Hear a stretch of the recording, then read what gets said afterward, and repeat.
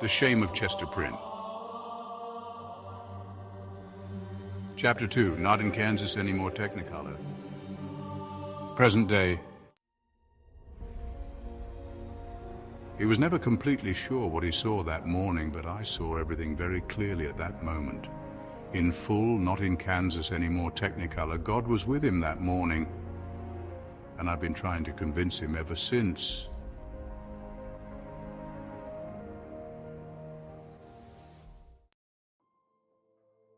Now, I'm not suggesting he didn't perceive God in that moment. He was pretty sure it was God. But whether due to his annoying preoccupation with what other people thought, or simply the stubborn doubt modern man has toward all things transcendent, he refuses to tell anyone else he had an actual encounter with God. Even to me, your very reliable narrator, he has never fully shared exactly what he saw, heard, felt, or otherwise perceived on that fortuitous visit. For nothing could have seemed more fortuitous at the time, because on that foggy morning at Yorkshire Grey Place, nothing short of a savior was needed. The events that would take place over the coming days, weeks, months, and years after that morning appeared to be nothing less than a divinely inspired reversal of fortune. Whether it was a vast company of angels that swooped down in a majestic train described in the lyrics of his favorite hymn, or Jesus alone came in those clouds descending upon our sunken flat, surely it was to save him from the depths of depravity he was drowning in. And yet, looking upon the lifetime ago that seems to have passed, if it was Christ our Savior, the Son of Man, the Word, the Way, the Truth, and the Light, who paid a visit, it wasn't a rescue mission. In spite of the sudden reversal of fortune that appeared on the surface to be truly miraculous, these events were not only temporary, they would prove to be far less benevolent than they appeared. Nothing he had experienced prior to that morning would come close to the depths of misery, despair, and hopelessness my dear friend would later endure. Every time he was stricken with yet another blow or betrayal, whether from the treachery of priests and spouses or the church itself, I would question my own certainty that it was God we saw in London and not the fallen angel in disguise with whom we came to know quite well over these past few years. When faith could be called upon for clarity, we would understand in hindsight this useful lesson. If God comes to pay man a visit, it isn't to save him from a sinking ship or for a shoulder to cry on. As Christians, we should know better. We've already been saved.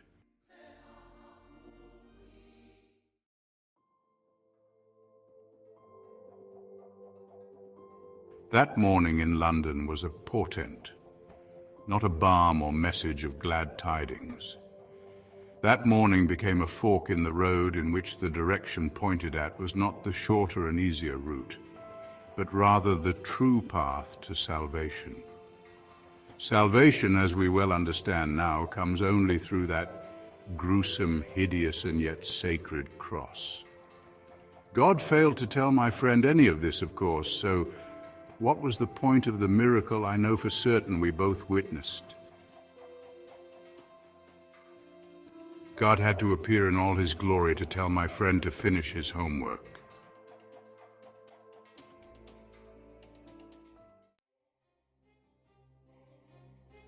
I begged to know, while he stared from bended knee up at God, looking through eyes filled with tears of awe and wonder, what message did he hear, see, or perceive? Every time I ask, he answers with only shrugged shoulders and a resigned look on his face. He has never been able to articulate what happened that morning, and I believe he doesn't have any memory of what actually happened. At least, not in the way we understand memory to work. The only recollection he has attempted to share was comparing the feeling of his encounter to a movie scene where a brilliant scientist sees equations and mathematical proofs scrolling before his eyes in which the secrets of the universe are unlocked. He doesn't have any secrets to share about quantum mechanics, but does have a hunch that the meaning of life has something to do with the search for truth, that the most essential appetite for human survival and flourishing is the unquenchable need to know why. In this way, humans are at their purest, most basic essence, toddlers.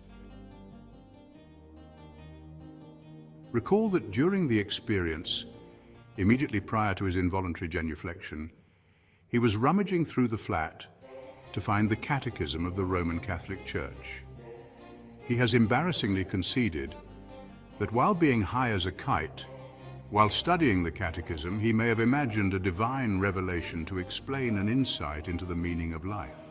Moreover, he cautions that being intoxicated by both gay party drugs and the teachings of the Church may have felt to have been some profound revelation of the truth. And yet there might be something there.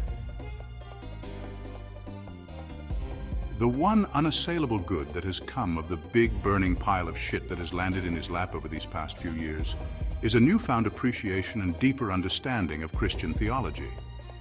Alongside theology is the mysterious language of God we call liturgy. This knowledge and practice have been the very sustenance, the oxygen that has kept his faith alive and burning against all odds. Seeking truth is not for the faint of heart, for it often comes at great pain and sacrifice. What discoveries have we made on this rough-trodden journey that began 10 years ago? As nearly every philosophical and religious tradition, East and West, have recognized, pain and suffering represent the irrefutable, inescapable, and universal reality of human existence. The cross reminds us of this reality, but does so much more than that. They say the cross is the only path to salvation because the truth it reveals is that it is only through pain, suffering, and sacrifice that we can reach God and truth. What my friend is coming to slowly understand is that the mystery of the cross reveals more than answers to his own personal quest, but also sheds some light upon the bigger questions that have become his obsession. As he becomes another victim, and hopefully survivor, of a modern plague known as the loneliness epidemic, with its many and varied manifestations, he sees something that gets to an even simpler truth. Nietzsche predicted God's demise nearly a century and a half ago, but misunderstood the cause of death. God is dead because love itself is broken. It has been torn from its roots, separated from that which gives it life and meaning on earth. Sacrifice. Love has no meaning without it. My friend's own hardships have made this truth, to borrow a favorite line, self-evident.